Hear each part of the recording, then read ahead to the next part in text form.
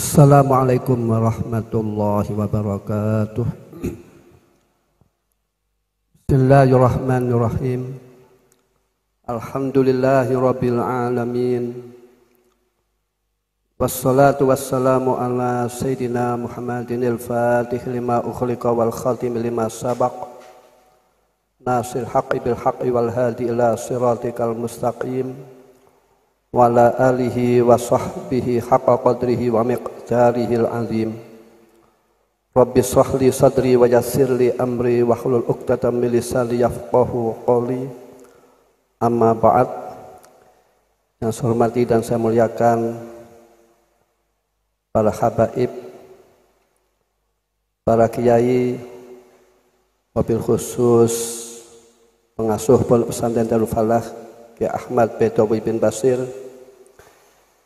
Kiai Haji Ulil Albab Arwani, Syekh Ibrahim bin Abdul Karim Minal Azhar, Profesor Dr. Imam Taufik, Rektor IAIN Wali Songo,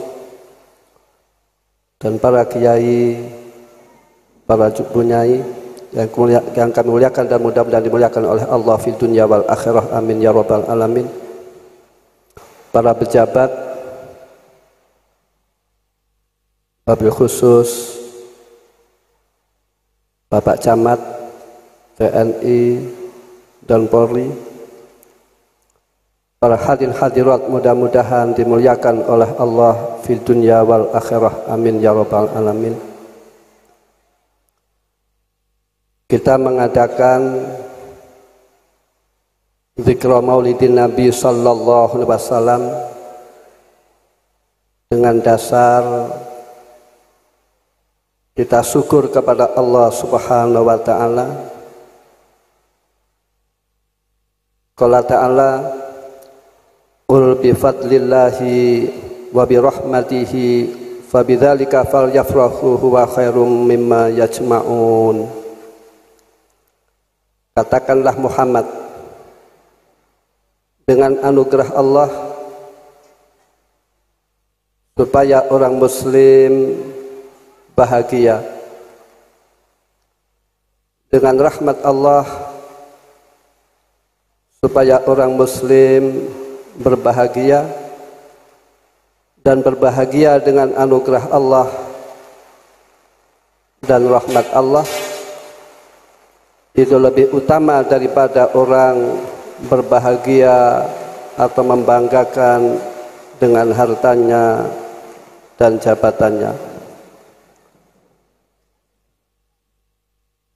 Ngrawuh Ki Munif. Assalamualaikum.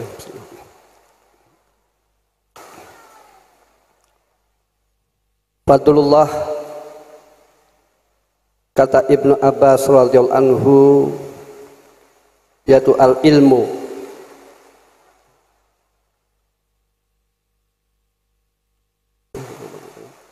Dengan ilmu supaya orang muslim senang, dengan ilmu supaya orang muslim bahagia, dengan ilmu supaya orang muslim mencarinya.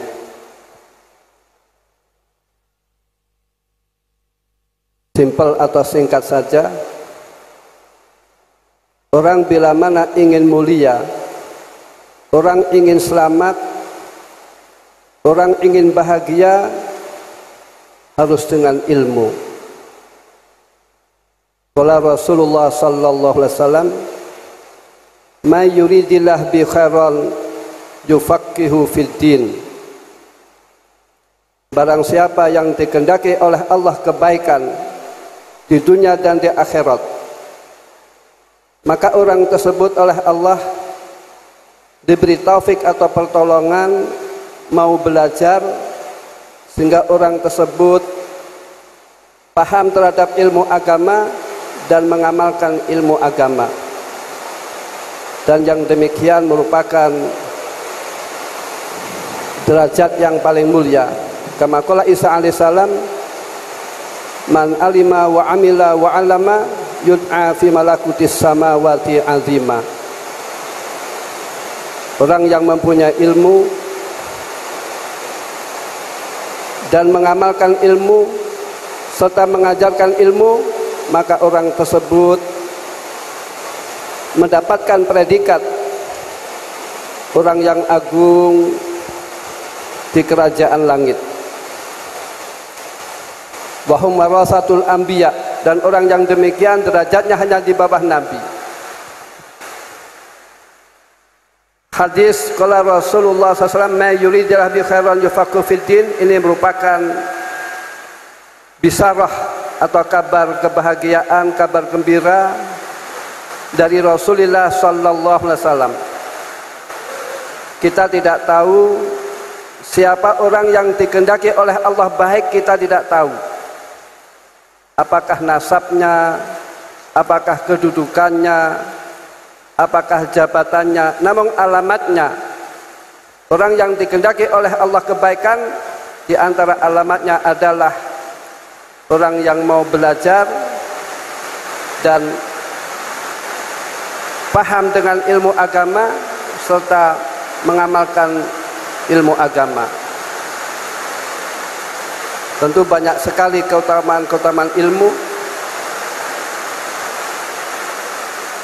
Orang hadir di majlis ilmi, setiap jangkah diangkat derajatnya oleh Allah, tiap jangkah diampuni dosa-dosanya oleh Allah Subhanahu wa ta'ala. Namun sebaiknya orang yang hadir di majlis ilmi ini mendapatkan anugerah dari Allah, pahala dari Allah, dan diampuni dosa-dosanya oleh Allah, supaya dalam hatinya merasa tobat kepada Allah Subhanahu wa ta'ala. Ini merupakan bentuk ta'adduban. Wa rahmatullah, kata Ibnu Abbas, adalah Rasulullah sallallahu alaihi wasallam, dan rahmat Allah adalah banyak sekali. Namun rahmat Allah yang tertinggi nilainya adalah Rasulullah sallallahu alaihi wasallam. Qala ta'ala, "Wa ma arsalnaka illa rahmatan lil alamin." Tidak saja utus kamu ya Muhammad kecuali rahmat bagi alam semesta. Dalam kitab Bukhari diterangkan, besok pada waktu hari kiamat, yang mana hari kiamat ini hari yang sangat dahsyat.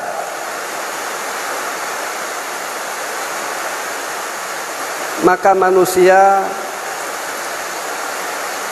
mendatangi kepada Nabi Nuh alaihissalam minta syafaat untuk menuju surga. Namun Nabi Nuh mengatakan, "Lastu hunakum." Saya belum sampai derajat, belum sampai di tingkat derajat yang bisa menyafaati kepada manusia. Nabi Nuh lantas menunjukkan kepada masyarakat untuk mendatangi Nabi Ibrahim, dan manusia mendatangi Nabi Ibrahim minta syafaat. Nabi Ibrahim pun demikian, tidak bisa menyafaati. Lantas Nabi Ibrahim menunjukkan kepada manusia supaya mendatangi Nabi Musa alaihissalam, dan manusia menghadap kepada Nabi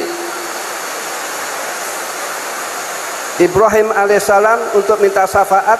Namun ternyata Nabi Ibrahim tidak mampu memberikan syafaat. Lantas Nabi Ibrahim alaihissalam menunjukkan kepada manusia untuk mendatangi Nabi Musa alaihissalam. Maka manusia mendatangi Nabi Musa alaihissalam minta syafaat. Nabi Musa pun tidak mampu menyafaati. Lantas kata Nabi Musa alaihissalam supaya kamu mendatangi Nabi Isa alaihissalam. Lantas manusia mendatangi kepada Nabi Isa alaihissalam minta syafaat. Namun Nabi Isa tidak mampu menyafaati sebagai halnya para nabi. Lantas kata Nabi Isa alaihissalam supaya kamu mendatangi Nabi Muhammad sallallahu alaihi wasallam. Lantas manusia mendatangi kepada Rasulullah sallallahu alaihi wasallam. Lantas Rasulullah menghadap kepada Allah Subhanahu wa taala. Lantas Rasulullah diberikan izin oleh Allah untuk menyafaati kepada manusia untuk menuju surga. Jadi artinya manusia masuk surga bisa faati Rasulullah sallallahu alaihi wasallam. Mudah-mudahan kita semuanya hadir di majlis ini mendapatkan syafaat Rasulullah sallallahu alaihi wasallam, dan semoga kita semuanya dijadikan oleh Allah min ahlil jannah, min ashabil jannah. Amin ya rabbal alamin. Ya hudur rahimakumullah. Ihtifal Maulid merupakan ungkapan syukur kepada Allah Subhanahu wa taala atas dilahirkannya Rasulullah sallallahu alaihi wasallam. Dan peringatan Maulid ini tidak terikat dengan waktu, bisa dilaksanakan kapan saja. Tadi Kiai Ahmad Badawi membisik kepada saya, di Pondok Darul Falah tiap tanggal 16 Rabiul Awal diadakan ihtifal bil Maulid. Jadi artinya syukur kepada Allah bisa dilaksanakan kapan saja. Dan syukur kepada Allah bisa diungkapkan dengan apa saja. Apakah dengan membaca sholawat, atau sedekah, atau it'amu ta'am, atau mengupas sejarah-sejarah beliau, yang mana sejarah beliau diupas, diterangkan kepada masyarakat supaya masyarakat terpengaruh terhadap akhlak Rasulullah sallallahu alaihi wasallam. Yang mana Rasulullah sallallahu alaihi wasallam misi yang paling utama diutus oleh Allah yaitu untuk menyempurnakan akhlak. Qala Rasulullah sallallahu alaihi wasallam, innama bu'istu liutammima makarimal akhlak. Saya diutus oleh Allah untuk menyempurnakan akhlak. Manusia itu yang dinilai adalah akhlaknya. Orang ilmunya banyak, bila mana tidak berakhlak, kurang ada nilainya. Orang nasabnya tinggi, bila mana tidak berakhlak, maka tidak ada nilainya. Akhlakul karimah ini maknanya luas. Juga yang termasuk akhlakul karimah, qala ta'ala khudhil afwa wa'mur bil urfi wa'rid 'anil jahilin. Supaya kamu memaafkan dan perintah-perintah tentang kebaikan, dan berpalinglah dari orang-orang bodoh. Jadi kalau orang bodoh mengajak tukaran, mengajak padu, mengajak konflik, ini jangan diladeni. Sebab orang bodoh itu bila mana tukaran atau padu, ini kata-kata yang kotor akan keluar. Maka supaya kita menghindari atau berpaling, jangan menghadapi terhadap orang-orang yang bodoh. Al-Karimah menyangkut memaafkan kepada orang lain. Akhlakul karimah menyangkut sabar atau tahamul atau betah-betahkan. Dan akhlakul karimah menyangkut tawaduan atau andab asor. Dan yang baik-baik ini merupakan termasuk akhlakil karimah. Yang mana Rasulullah sallallahu alaihi wasallam, kata Siti Aisyah radhiyallahu anha, beliau akhlaknya wa kana khuluquhu al-Qur'an. Bahwasanya akhlak Rasulullah sallallahu alaihi wasallam yaitu Al-Qur'an, dengan arti perintah-perintah Al-Qur'an itu oleh Rasulullah dilakukan, dilaksanakan.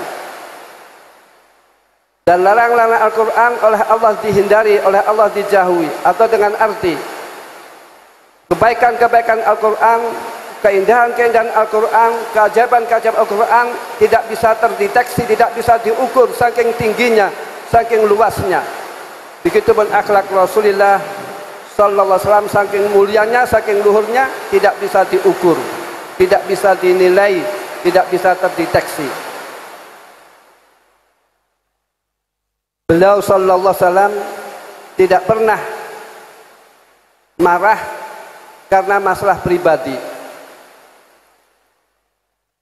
Pernah beliau ketika sedang istirahat didatangi oleh orang A'rabi, menarik kemul beliau dengan keras, dengan sangat. Lantas orang A'rabi itu minta diberi sesuatu, maka Rasulullah tidak membalas apa-apa. Lantas A'rabi tersebut diberikan.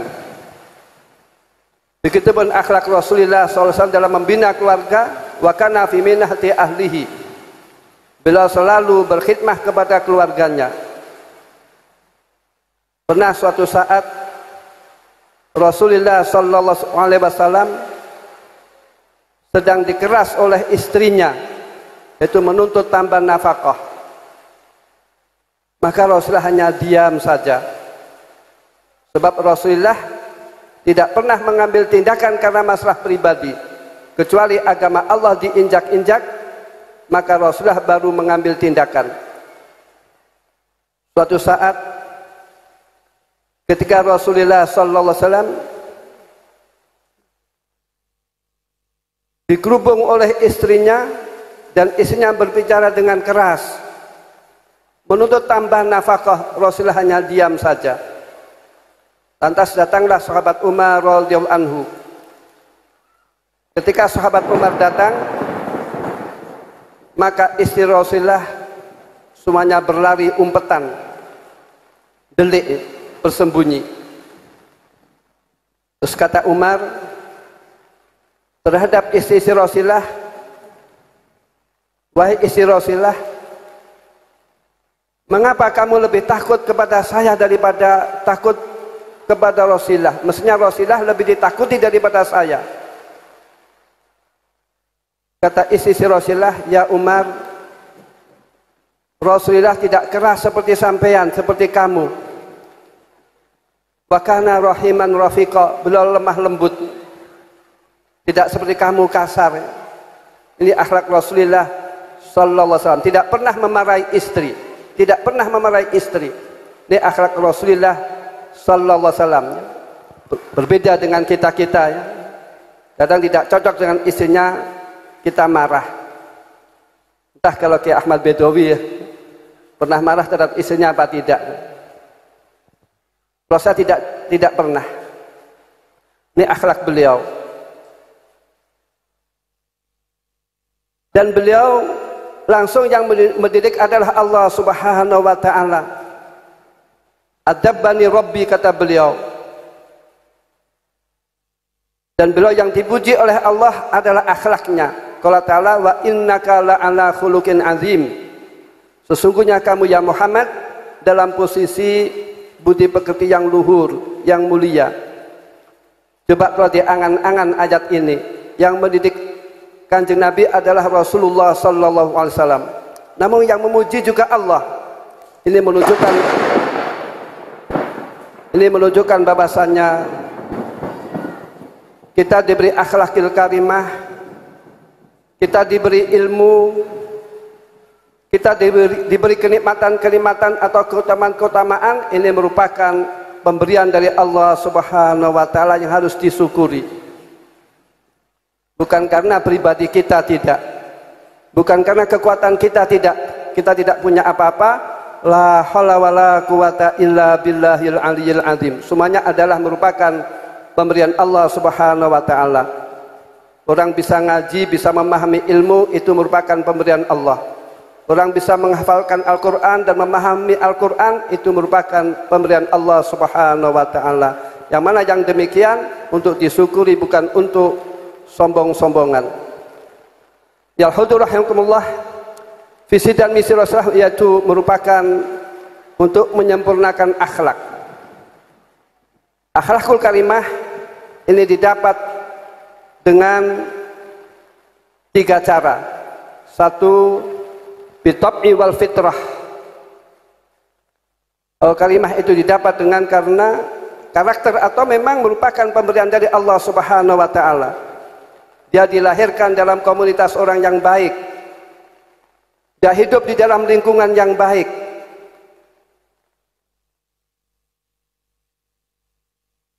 Qala Rasulullah sallallahu alaihi wasallam, kullu mauludin yuladu alal fitrah wa abawahu yuhawidanihi ayunassiranihi ayumajjisanih. Tiap-tiap anak yang dilahirkan ini ala fitrah, ala dinil Islam. Anak tersebut dalam kondisi baik, bersih. Adapun yang menjadikan anak itu Nasrani, Yahudi atau Majusi, ini merupakan peran orang tua. Artinya wa abawahu yughayyironih, kedua orang tua itulah yang berperan merubah anak atau menjadikan anak. Kalau anak misalkan saja ditaruh di pesantren, maka anak akan baik, anak menjadi kiai atau ustadz atau menjadi orang soleh. Bisa sekarang pesantren sangat penting sekali. Peran pesantren sangat penting sekali, sebab di luar pesantren akhlak ini terkoyak-koyak. Minuman keras merajalela, pergaulan bebas merajalela, narkoba merajalela, anak berani kepada orang tua juga biasa. Ini di luar pesantren. Maka para bapak, para ibu, perhatian terhadap anak-anaknya, yaitu dengan perhatian supaya dididik di pesantren. Man addaba waladahu sakhiran yuflih bihi kabira. Orang yang mau mendidik anaknya semenjak kecil, maka orang tua akan dibahagiakan ketika anak sudah dewasa.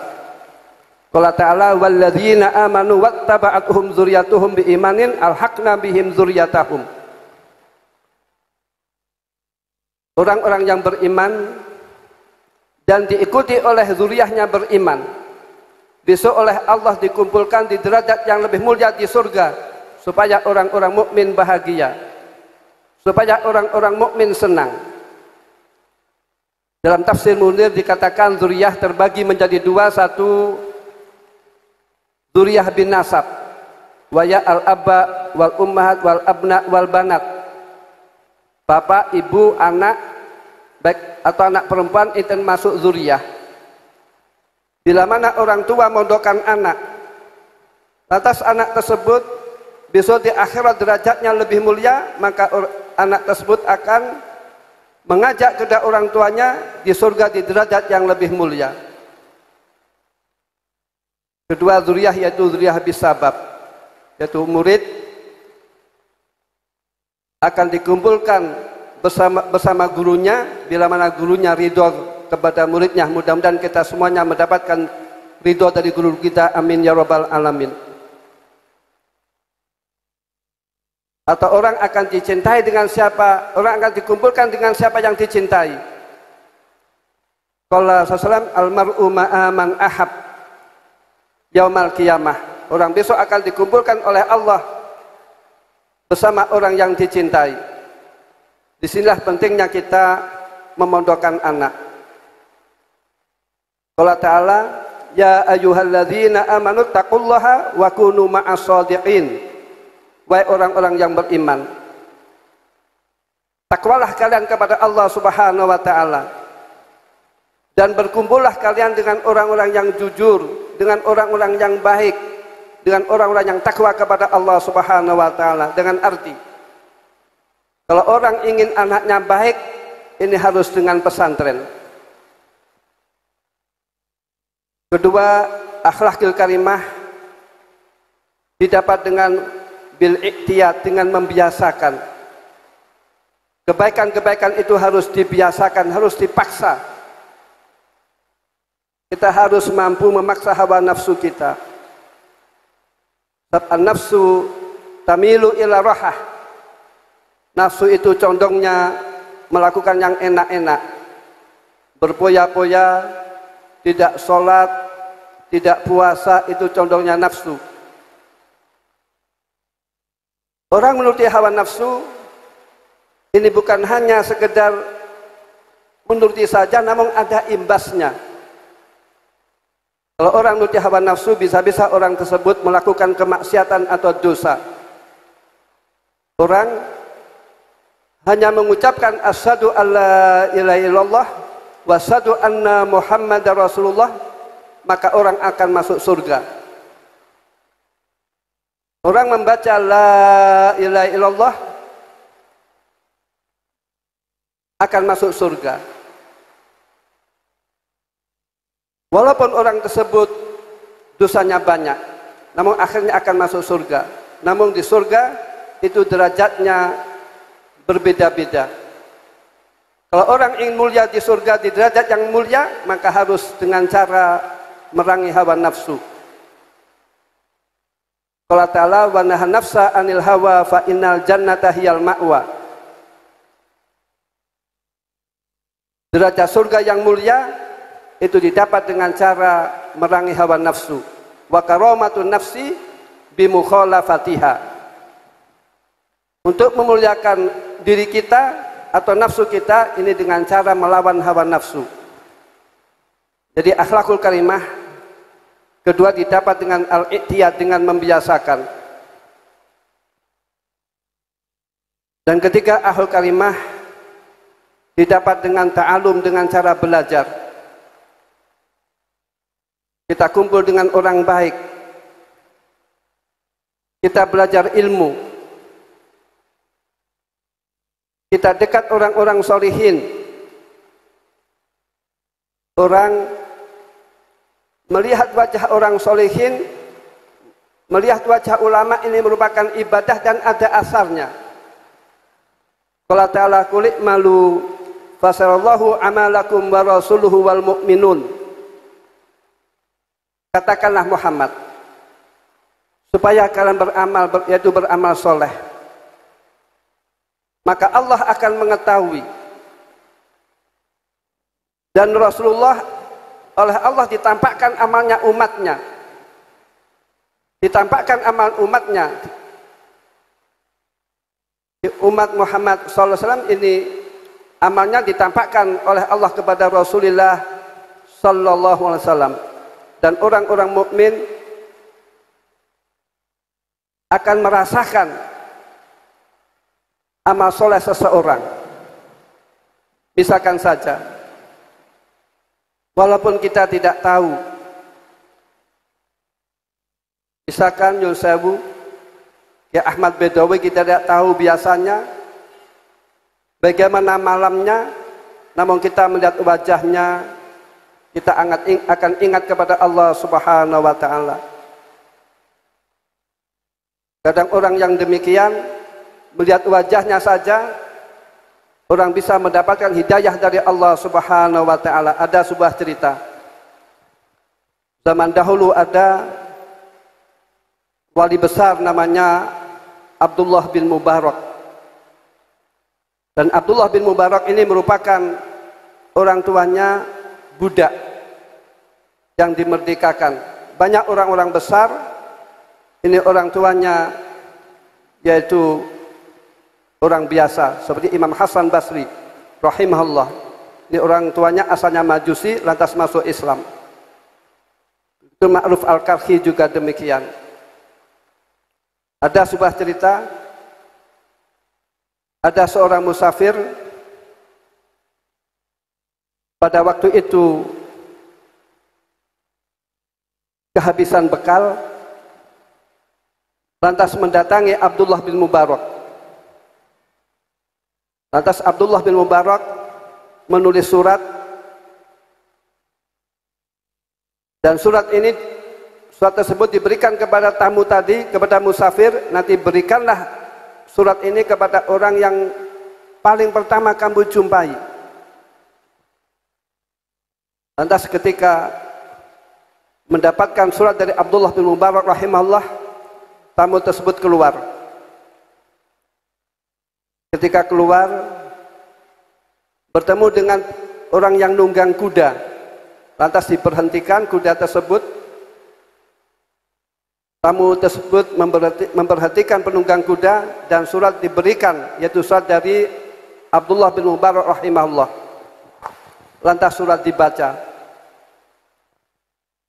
Dan ketika dibaca, kata penunggang kuda tadi, ini saya akan sowan atau menghadap kepada yang nulis surat, yaitu Abdullah bin Mubarak. Lantas yang penunggang kuda sowan kepada Abdullah bin Mubarak. Ketika melihat wajah Abdullah bin Mubarak, maka penunggang kuda tersebut langsung mengucapkan asyhadu alla ilaha illallah wa asyhadu anna muhammadar rasulullah. Ini hanya melihat wajahnya, yang mana enggak taunya orang penunggang kuda tersebut yaitu orang Nasrani. Inilah pentingnya mondok, kita melihat wajahnya kiai, mudah-mudahan kita dapat barokahnya. Kita ingat kepada Allah dan mudah-mudahan kita kumpul di sini, hadir di majlis ini, kita semuanya mendapatkan syafaat Rasulullah sallallahu alaihi wasallam. Dan kedua, acara ini adalah acara hal mu'alif dari Il Khairat Abi Abdul Muhammad bin Sulaiman Al-Jazuli, yang mana kata orang tua saya Nyon Sewu Al-Mahfurah Ki Haji Markus Ali belum mengatakan bahwasanya Al-Mahfurah Ki Hasim As'ari itu diantara amalannya Al-Quran dan kitab Dalailul Khairat. Terus pondok masih berlangsung dan di Tebu Ireng muncul pondok Al-Quran. Begitupun Al-Mahfurah Kiai Haji Abdul Karim muassis Pondok Pesantren Lirboyo, di antara wazifahnya amalannya yaitu membaca Dalailul Khairat dan Al-Quran. Dan alhamdulillah bifadlillah Lirboyo sekarang pondoknya masih berlangsung, dan alhamdulillah sekarang Lirboyo juga banyak yaitu pondok-pondok Al-Quran, di tahfidzil Quran. Ini merupakan contoh bahwasannya apa yang dilakukan seseorang ini ada asarnya. Qala ta'ala wa naktubu ma qaddamu wa asarahum. Amalnya seseorang itu oleh malaikat ditulis, asar-asar ditulis, maka yang demikian, orang yang demikian akan mengeluarkan atau menurunkan dzurriatan thayyibah. Jadi artinya orang tua yang baik, orang tua yang istiqomah ngaji, insyaallah orang yang demikian ini oleh Allah akan diberi dzurriatan thayyibah. Allahumma rzuqna dzurriatan thayyibah, amin ya rabbal alamin. Bidzikri sholihin tanzilu ar-rahmat minas sama. Dengan kita mengupas sejarah-sejarah para sholihin dan kita terima dengan mahabbah, kita terima dengan tasabbuh bihim, kita mengikuti tindak tanduk beliau, akhlak beliau, maka rahmat diturunkan oleh Allah Subhanahu wa taala. Mudah-mudahan kita semuanya yang hadir di sini mendapatkan rahmat dari Allah Subhanahu wa taala. Amin ya rabbal alamin. Ya hudur rahimakumullah. Visi dan misi Rasulullah adalah merupakan akhlakul karimah. Namun akhlak karimah itu didapat dengan proses. Apakah baca Quran atau zikir atau mengaji, dan yang demikian atau taat kepada Allah, dan yang demikian akan membuahkan hati yang bersih, zikir, taat, qiraatul Quran dan lain-lain. Ini kata Imam Ghazali rahimahullah, di tasfiyatil qulub, untuk membersihkan hati, jauh dari riya, hasad dan lain-lain. Dan hati yang bersih akan memunculkan akhlakul karimah.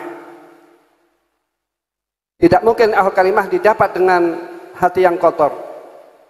Akhlak karimah didapat harus dengan hati yang bersih. Dan akhlak karimah yang diterima oleh Allah Subhanahu wa taala ini yang dilakukan dengan cara karena Allah li ajlillah lillah. Maaf, kalam sufi mengatakan kullu sa'in la li ajlillah la yukbalu. Segala sesuatu kullu sa'in la li ajlillah fahuwa maksiat. Kalam sufi mengatakan demikian. Segala sesuatu bila mana bukan karena Allah itu oleh orang sufi dianggap maksiat. Jadi kalau orang ahlul karimah yang diterima oleh Allah ini yang karena Allah, sebab nanti ada orang yang berahlul karimah bukan karena Allah. Misalkan akhlaknya baik namun tidak sholat, tidak puasa, ini kan bukan karena Allah. Dan ahlul karimah supaya memunculkan mahabbah kepada Allah Subhanahu wa taala. Allah Ta'ala, "Qul in kuntum tuhibbunallaha fattabi'uni yuhibbukumullah wa yaghfir lakum dzunubakum." Katakanlah Muhammad, bila mana kamu sekalian mencintai Allah, supaya kalian mengikuti sunnah-sunnahku, yaitu sunnah-sunnah Rasulullah sallallahu alaihi wasallam. Bila mana orang mencintai Allah dan direalisasikan, dilaksanakan dengan mengikuti ajaran-ajaran Rasulullah, melaksanakan sunnah-sunnah Rasulullah, maka akan membuahkan orang tersebut akan dicintai oleh Allah Subhanahu wa taala. Mahabbah minallah ini merupakan derajat al-aliyah, derajat yang mulia. Dan orang yang mahabbah kepada Allah dan disertai dengan melaksanakan sunnah-sunnah Rasulullah, maka orang tersebut akan diampuni dosa-dosanya oleh Allah Subhanahu wa taala, tidak diragukan. Kalau orang dicintai oleh Allah, kalau orang diampuni dosa-dosanya oleh Allah, tidak diragukan, maka orang tersebut akan dimasukkan di surganya Allah. Allahumma adkhilnal jannah, amin ya rabbal alamin.